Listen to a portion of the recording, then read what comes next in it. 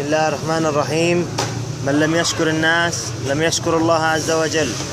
المكتب الإغاثي الموحد لمهجري القنيطرة باسم أهالي بلدات مساكن زيزون ونبع الفوار ومزريب ونهج واليدودة نشكر منظمة السلام لإطلاق حملة السلام لإفطار أهل الشام والقائمين عليها، وعلى رأسهم شيخنا الفاضل الشيخ عدنان العرعور حفظه الله.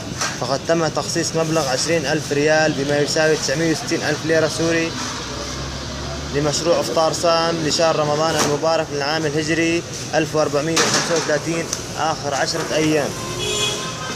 وكما نشكر أهلنا في المملكة العربية السعودية خاصة وبقية دول الخليج عامة لدعمهم وشعورهم بمعاناة الأطفال والنساء من أهالي سوريا، ونسأل الله عز وجل أن يكون ذلك في ميزان حسناتهم. يتم الآن إن شاء الله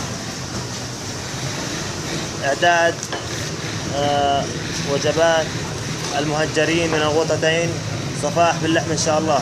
طبعا هذه الصفائح سوف توزع في المناطق مساكن زيزون ونبع الفوار ومزريب ونهج واليدودة إن شاء الله.